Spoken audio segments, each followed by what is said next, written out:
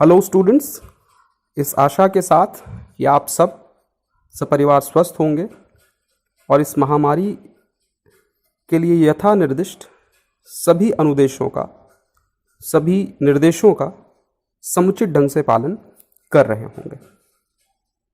आज मैं फिर आप सबके समक्ष अगले टॉपिक के साथ, बहुत ही महत्वपूर्ण टॉपिक है। यद्यपि मैं आप सबसे थोड़ा सा निराश हूँ कि आप सब उतनी मेहनत कर नहीं रहे हैं, जैसा कि दिखता है साफ साफ ऑनलाइन क्लासेस का जो असर होना चाहिए आप सब पर और जो आपकी तरफ से आउटपुट आना चाहिए वो कम दिख रहा है। लेकिन इस आशा के साथ कि आप सब इसमें परिवर्तन करेंगे और आने वाले समय में खूब मेहनत करेंगे और जितने भी लेक्चर्स डिलीवर किए जा रहे हैं ऑनलाइन, चाहे जिस टीचर के हों, आप उस पर पूरा ध्यान देंगे और खूब मेहनत करेंगे। तो आते हैं अब टॉपिक पर। आज का टॉपिक है कंजंक्शन। डेफिनेशन पर बहुत अधिक फोकस नहीं करेंगे क्योंकि मैंने कहा कि सारे लेक्चर्स मेरे इंटरकनेक्टेड हैं और पार्ट्स ऑफ स्पीच के सेक्शन में हम एलैबोरेट कर चुके हैं कंजंक्शन की डेफिनेशन को। केवल हल्का सा रिकैप करते हैं। A conjunction is a word used to join words, clauses or sentences. A conjunction is a word used to join words, clauses or sentences. तो conjunction एक शब्द है। conjunction एक शब्द है। हालांकि कई बार आपको एक से अधिक शब्द भी मिलेंगे, लेकिन डेफिनेशन में हम एक शब्द के रूप में इसको ग्रहण करते हैं जो दो शब्दों को, क्लॉजेस को या सेंटेंसेस को, दो शब्दों को, दो क्लॉजेस को या दो सेंटेंसेस को आपस में जोड़ता है। Seema and Sudhir went there, Shivani is clever but honest, he came and gave your message. तो स्टूडेंट्स, यहां हम ये देखेंगे कि कंजंक्शन कितने टाइप्स के हैं। तो basically there are two types of conjunctions. The first one is coordinative conjunctions and the second one is subordinative conjunctions. पहला coordinative conjunctions और दूसरा है subordinative conjunctions। जैसा कि मैंने अपने पिछले लेक्चर्स में कहा था कि अगर हम किसी शब्द की व्युत्पत्ति को ध्यान से देखें तो हमें समझ में आता है कि उस शब्द के फीचर्स क्या हैं। तो पहले कंजंक्शंस कौन से हैं? Coordinative conjunctions. हालांकि आज के लेक्चर में हम कोऑर्डिनेटिव कंजंक्शंस के बारे में ही पढ़ेंगे, लेकिन हल्की सी चर्चा हम दोनों कंजंक्शंस के फीचर्स की कर लेते हैं। समझने की चीज है, कोऑर्डिनेटिव कंजंक्शंस मतलब दो ऐसे क्लॉजेस को जुड़ना होगा जो समान महत्व के हैं। कोऑर्डिनेट, दो क्लॉजेस समान इंपॉर्टेंस के, यानी दोनों के दोनों क्लॉजेस कोऑर्डिनेट क्लॉज होंगे या प्रिंसिपल क्लॉज होंगे। तो दो प्रिंसिपल क्लॉजेस को आपस में जोड़ने के लिए हम कोऑर्डिनेटिव कंजंक्शंस का प्रयोग करते हैं। हालांकि हम नाम देते हैं एक को प्रिंसिपल क्लॉज और दूसरे को कोऑर्डिनेट क्लॉज। हालांकि हम नाम देते हैं एक को प्रिंसिपल क्लॉज और दूसरे को कोऑर्डिनेट क्लॉज, जबकि सच ये है कि आप दोनों को प्रिंसिपल क्लॉज मान सकते हैं या दोनों को कोऑर्डिनेट क्लॉज मान सकते हैं। तो एक प्रिंसिपल क्लॉज और दूसरा कोऑर्डिनेट क्लॉज, या दोनों कोऑर्डिनेट क्लॉज या दोनों प्रिंसिपल क्लॉज। चलिए, तो बहुत परेशान नहीं होते हैं। जो चीजें हमें जिस क्रम में समझाई गई हैं, जिस ढंग से बताई गई हैं, उसको हम उसी ढंग से समझते हैं। एक प्रिंसिपल क्लॉज और दूसरा कोऑर्डिनेट क्लॉज। तो कोऑर्डिनेट कंजंक्शंस, आज हम कोऑर्डिनेट कंजंक्शंस को ही पढ़ेंगे, लेकिन जान लेते हैं दूसरा जो कंजंक्शन है वो सबऑर्डिनेटिव कंजंक्शंस।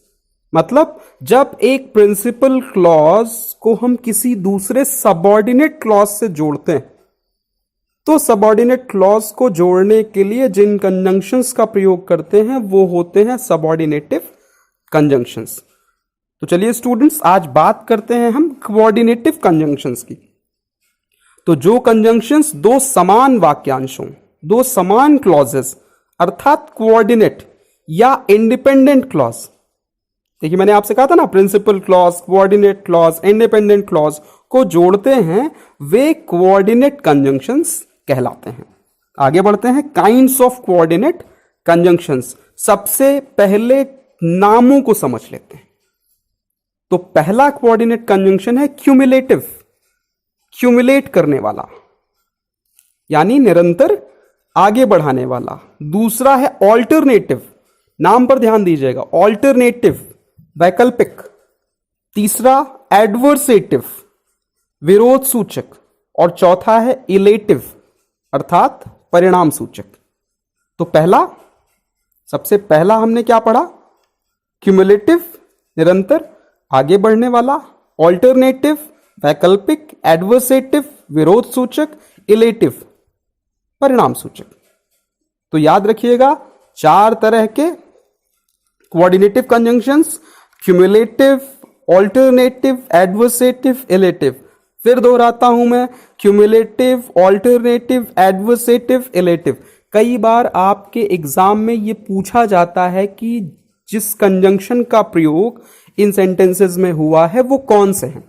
तो हमें पता होना चाहिए कि क्यूमुलेटिव कंजंक्शंस का प्रयोग कब होता है या वे कौन से हैं, या ऑल्टरनेटिव का प्रयोग कब होता है और वो कौन से हैं, या एडवर्सेटिव का प्रयोग कब होता है और वो कौन से हैं, या इलेटिव का प्रयोग कब होता है और वो कौन से हैं। तो चलिए शुरुआत करते हैं सबसे पहले क्यूमुलेटिव कंजंक्शंस से। क्यूमुलेटिव कोऑर्डिनेट कंजंक्शंस, निरंतर आगे बढ़ाने वाला, किसी भी बात को आगे बढ़ाने वाला। तो कोई बात कब आगे बढ़ेगी, जब 2 स्टेटमेंट्स आपस में जुड़ेंगे। तो ये कंजंक्शन किसी एक स्टेटमेंट को किसी दूसरे स्टेटमेंट से जोड़ता है। ठीक, तो जब एक तरह के 2 स्टेटमेंट आपस में जुड़ेंगे तो कौन से कंजंक्शन से जोड़ सकते हैं, एंड से, बोथ एंड, या and also, and both dot dot dot and, या फिर and dot dot dot also, and too, as well as, no less than, not only but also, now, well आदि। फिर से देख लेते हैं, and, both and also, and too, as well as, no less than, not only but also, now, well, etcetera. कुछ examples देख लेते हैं। He as well as Mohan is guilty. He is guilty, Mohan is guilty. तो he as well as Mohan is guilty. He is a thief and his son also. तो and also. Sohan is a thief and a gambler too. Sohan is a thief and a gambler too. तो and too. We offered them both food and lodging. Both and. We offered them both food and lodging. तो ये जितने भी conjunctions हमने यहां पर देखे, ये सब के सब क्यूमुलेटिव कोऑर्डिनेट कंजंक्शंस हैं। Cumulative coordinate conjunctions. अगला ऑल्टरनेटिव कोऑर्डिनेट कंजंक्शंस। यह 2 विकल्पों में से एक को चुनना बताता है। ऑल्टरनेटिव का मतलब ही वैकल्पिक। हम कहते हैं ना, इसके अलावा तुम्हारे पास क्या ऑल्टरनेटिव है, यानी कौन सा विकल्प है।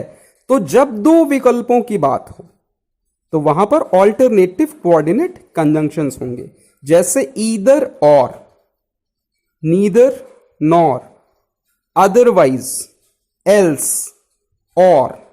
फिर से दोहरा देता हूं मैं, ईदर और, नीदर नॉर, अदरवाइज, एल्स, और।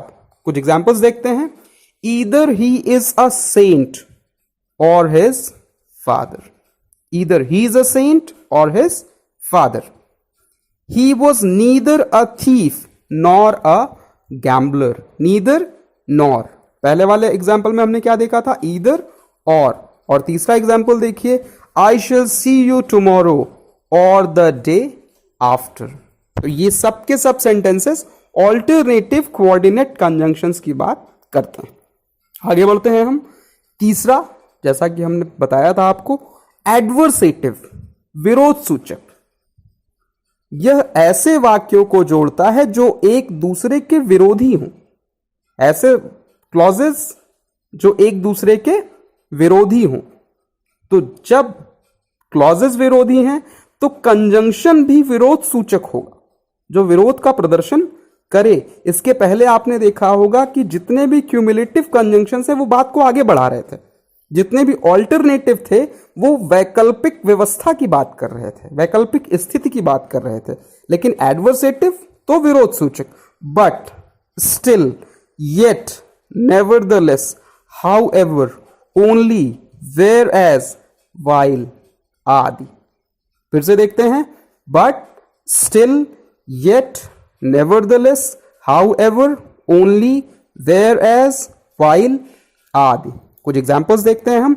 ही इज पुअर बट ऑनेस्ट, सदियों से चला आ रहा उदाहरण जो एडवर्सेटिव कंजंक्शंस को सबसे बेहतर ढंग से प्रस्तुत करता है और आसानी से समझ में आता है।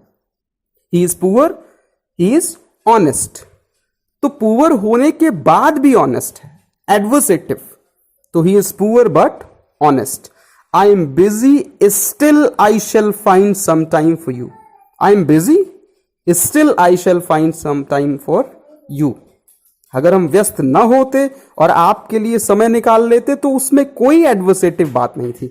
लेकिन अपनी व्यस्तता के बीच भी अगर हम आपके लिए समय निकाल रहे हैं तो वो एडवर्सेटिव है। तो I am busy, still I shall find some time for you. Wise men love truth, whereas fools avoid it. तो वाइज मेन लव ट्रूथ, और इसका एडवर्स क्या है? Whereas fools avoid it. इसको हम where as की बजाय while से भी जोड़ सकते हैं। तो wise men love truth, while fools avoid it. तो हमने 3 कोऑर्डिनेट कंजंक्शंस की बात की। सबसे पहले क्यूमुलेटिव, दूसरा ऑल्टरनेटिव, तीसरा एडवर्सेटिव, और अब चौथा है इलेटिव, परिणाम सूचक। जब किसी एक घटना का परिणाम की कोई दूसरी घटना हो, किसी चीज के नाते कोई दूसरी चीज हो रही हो, तो वहां पर परिणाम सूचक या इलेटिव कोऑर्डिनेट कंजंक्शंस का प्रयोग करते हैं। तो ऐसे कंजंक्शंस भाई परिणाम सूचक है, देयरफॉर, सो, फॉर, देन। अगर आप ध्यान से देखेंगे सारे कंजंक्शंस को तो वो खुद बताएंगे कि मैं क्यूमुलेटिव हूं, मैं 2 एक समान सेंटेंसेस को जोड़ रहा हूं। मैं ऑल्टरनेटिव हूं, मैं एक वैकल्पिक स्थिति को दर्शा रहा हूं। मैं एडवर्सेटिव हूं, मैं 2 विरोध सूचक क्लॉजेस को जोड़ रहा हूं। या मैं इलेटिव हूं और परिणाम सूचक क्लॉजेस को आपस में जोड़ रहा हूं। और वो सारे के सारे कंजंक्शंस बताएंगे आपको। आप सारे कंजंक्शंस को एक जगह पर लिखिए, जितने भी कोऑर्डिनेट कंजंक्शंस हैं, और फिर सब के नाम याद करिए, क्यूमुलेटिव, ऑल्टरनेटिव, एडवर्सेटिव, इलेटिव। और फिर आप अगर एक क्रम से पूछेंगे किसी भी कंजंक्शन से कि तुम कौन सा हो, तो वो खुद बताएगा, भाई मैं वैकल्पिक व्यवस्था दे रहा हूं। तो आप तुरंत कहेंगे अच्छा है, ऑल्टरनेटिव हो। जब वो कहेगा कि मैं तो भाई एक जैसे को जोड़ूंगा, तो आप तुरंत कहेंगे अच्छा क्यूमुलेटिव हो। और जब वो कहेगा भाई हम तो विरोध प्रदर्शन कर रहे हैं, तो आप कहेंगे अच्छा एडवर्सेटिव हो। और जब वो कहेगा भाई हम तो रिजल्ट बताएंगे, परिणाम, तो आप कहेंगे अच्छा इलेटिव हो। तो illative conjunctions therefore, so, for, then. Examples देखते हैं। You came late, therefore you will be punished. क्यों सजा मिलेगी भाई? क्योंकि देर से आए हो। तो देर से आने का परिणाम है सजा। You came late, therefore you will be punished. He was marked absent, he was marked absent. क्यों? For he was late today. He was marked absent for he was late today. The match must be over for I see players returning. तो इसमें आप देख रहे हैं सब के सब सेंटेंसेस जिनकी हमने चर्चा की वे परिणाम सूचक कंजंक्शन से जुड़े हुए हैं। सो स्टूडेंट्स, इंपॉर्टेंट चीजें थी, समझना जरूरी है, कंफ्यूजन रह जाता है अगर इसको ध्यान से ना समझा जाए। तो बार बार आपको दोहराना है और ध्यान देना है कि जब भी दो कोऑर्डिनेट सेंटेंसेस क्लॉजेस या एक प्रिंसिपल और दूसरा कोऑर्डिनेट क्लॉज या एक इंडिपेंडेंट और दूसरा कोऑर्डिनेट क्लॉज आपस में जुड़ रहे हैं तो वो क्यूमुलेटिव से जुड़ रहे हैं, ऑल्टरनेटिव से जुड़ रहे हैं, एडवर्सेटिव से जुड़ रहे हैं या इलेटिव से जुड़ रहे हैं। अब जहां इलेटिव से जोड़ना है अगर आप उसको एडवर्सेटिव से जोड़ेंगे तो गलत होगा, जहां ऑल्टरनेटिव से जोड़ना है वहां अगर आप क्यूमुलेटिव से जोड़ेंगे तो गलत होगा। तो हमें यह ध्यान देना है कि क्यूमुलेटिव कंजंक्शन यहां सूट करेगा, ऑल्टरनेटिव सूट करेगा, एडवर्सेटिव सूट करेगा या इलेटिव सूट करेगा। सो स्टूडेंट्स, इस आशा के साथ कि आप इस लेक्चर को सुनेंगे, समझेंगे, गुनेंगे, बार बार दोहराएंगे और उन साथियों से भी लेक्चर को सुनने के लिए कहेंगे जो लगातार पिछले लेक्चर्स को बिल्कुल नहीं सुन रहे हैं, क्योंकि व्यूज देख करके पता चल जाता है साफ साफ कि आप सब में से बहुत सारे लोग अभी भी ऑनलाइन क्लासेस के लिए गंभीर नहीं हैं। तो इस आशा के साथ कि आप अपने दोस्तों को भी प्रेरित करेंगे कि इन ऑनलाइन लेक्चर्स को सुने, सभी टीचर्स के, सारे टीचर्स की बातों को ध्यान से सुने। So students, goodbye and do take very good care of yourself. ठीक है, स्वास्थ्य का पूरा ध्यान रखिए।